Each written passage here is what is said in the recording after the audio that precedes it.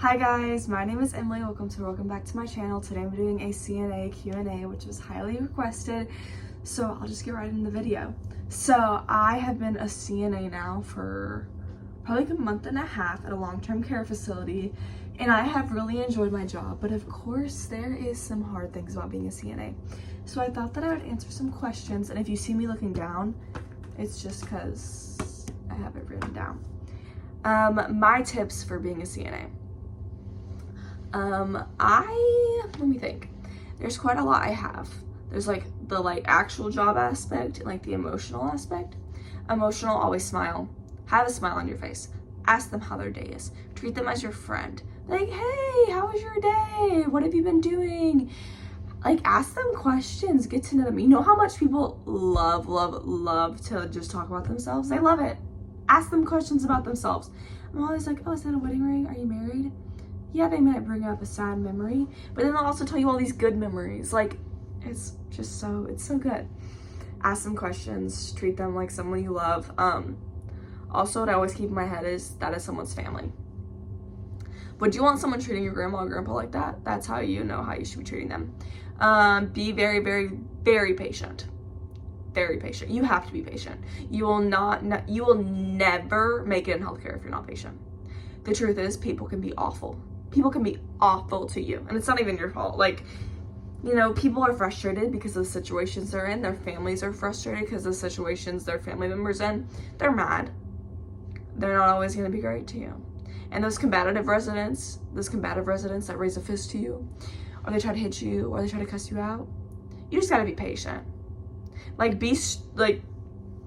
Don't let them just be rude to you. Like, sometimes you have to walk away from a situation. Like, if someone's trying to slap you across the face, you need to walk out of there. Like, that's just the truth. But be patient. These people are not in a good situation. A lot of them, at least. There are some people who are doing decently well, but the people who are in awful shape, they're frustrated, and I know it's not fair. Be patient and have grace, because they're just people. Whenever you think about the fact that everyone thinks they're gonna stay young, like I know right now I'm like, oh, I'm never gonna get old and wrinkly. That's how I feel because I'm 19. That's how they feel too. Like I have some of them who won't let me call them Mr. or Mrs. because no, I feel old.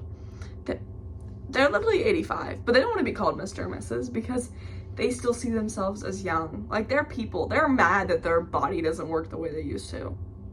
They're mad I have to sit there and change them. The truth is, who wants their butt being wiped? Nobody. Nobody wants their butt being wiped. That's just the truth. So be patient, have grace. This is something that I do that is really, really helpful about the job aspect. So I go in every single morning and I see what halls I'm on, and I write how many bed baths I have to give, what time I'm gonna start my baths and stuff like that, and when I'm gonna chart. So if I have 5 bed baths, I'm gonna kind of break them up. But if I only have 2 or 3, then I'm just gonna do all of them in the morning. And write down everything you have to do.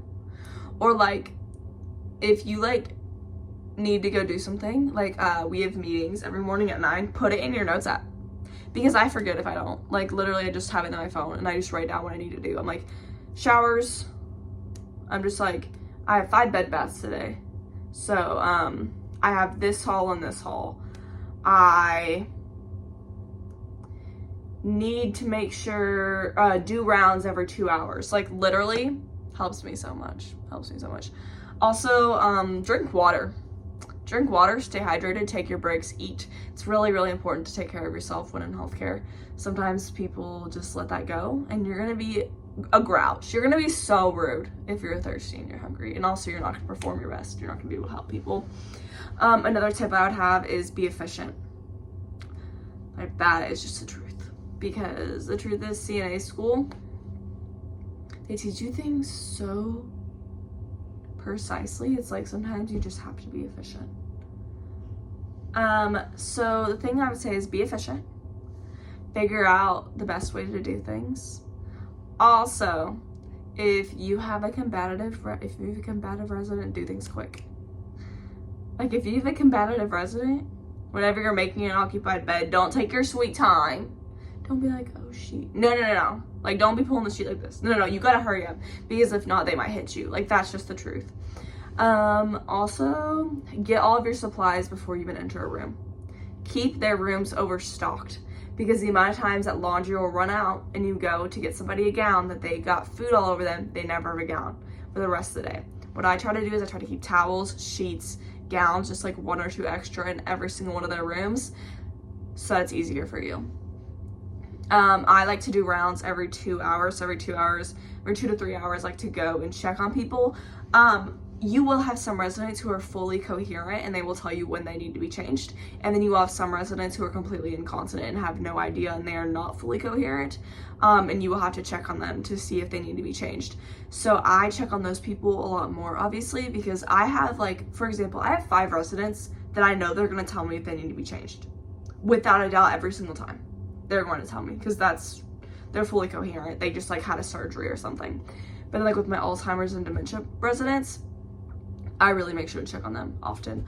Also, I know I teach you this in CNA school, please lower their dang beds down to the ground if they're a fall risk patient, because you do not realize how many times those people try to get out of the beds. Like, they just hang their body off the bed, and I walk in there and I'm like, dude. Like, they're just trying to leave. Also, be really patient with the families. Families can be really aggravating, but try to be patient and kind and just be nice, because they can be really aggravating.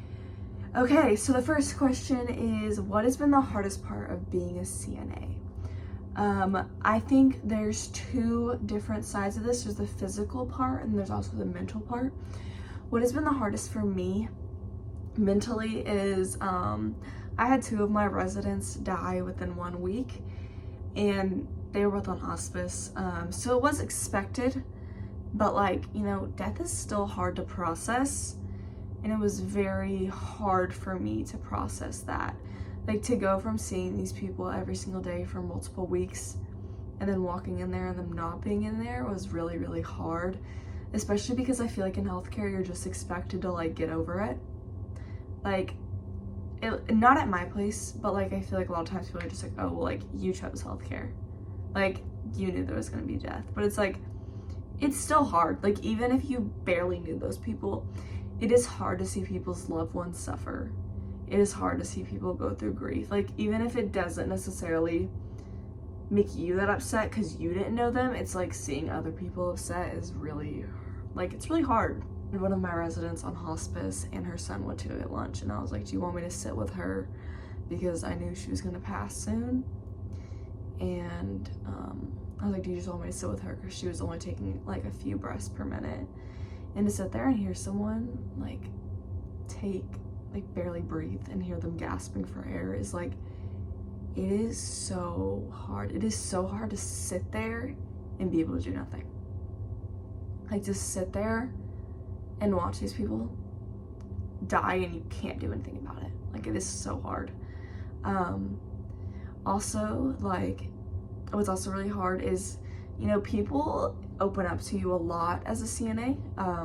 Like, part of what you learn in CNA school is how to be there for people emotionally, and hearing these people's lives and what they've gone through and how they're feeling can be really, really hard. Like, whenever you're sitting there and someone's like, yeah, my kids died, and it's like, it is just so hard to hear that, or how they got in there, or they're complaining because their family never visits them. Like, it's hard. Like, it is so hard to hear that. It is so hard not to walk out of a room and not cry sometimes. Like, I remember one time I just went in this woman's room and she was just talking about God with me, and I, like, said something to her and she just cried her eyes out. Like, it is hard emotionally, for sure. But I think a lot of that also comes with, it's so rewarding. It is so rewarding to know that whenever you walk in there with a smile and you ask people how they're doing and you talk to them, you are, like, helping them so much. Like, being a CNA is so hard, but I think that it's so rewarding. The amount of times they get a thank you and I appreciate you, or even little smiles, or from some of my residents and I love you. Like, truly, there is just, it's so rewarding. I'd say the other hardest part, in the sense of, like, the actual job, is knowing how to manage your time and how to help everyone. Like whenever you have 15 people, it is really, really hard to give the best quality care, and that is just the truth. It is so hard to give really, really good quality care whenever you have so many people. The truth is you cannot always answer call lights within 5 minutes. Not whenever you're going to give a bath. Not whenever other things are happening. Like, not whenever one of your residents is crying to you because of something going on in their life. Like, it's just not that easy. Like, that's just the truth.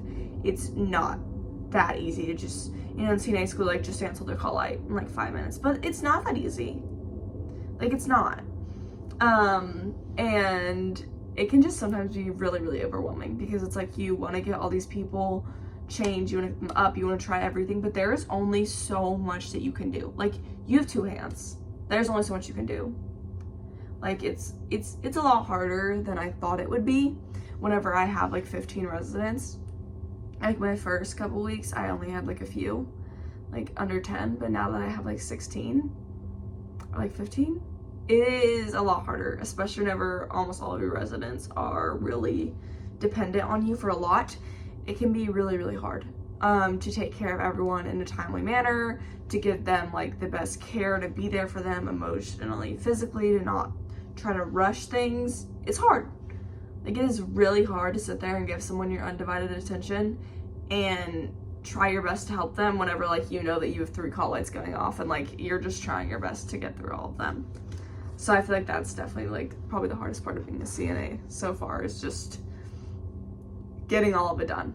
Like, I know it's an 8-hour shift, but like still feel like I never get done what I need to get done. Like, I change my people and like I take care of them, the best I can, but then, sometimes they ask me to go get something random and then I forget about it. Like something, to go get something from the vending machine, okay? And then I feel bad because I forget about it, but it's like I had like 5 call lights going off. You know what I mean? Like, you have to prioritize what's the most important first. But it can be really hard, like just knowing how to manage your time. Also, people can be rude, but I don't feel like that's the hardest part because I feel like I can somewhat deal with that. It's more just like the emotional part and like the managing my time that's really hard on me.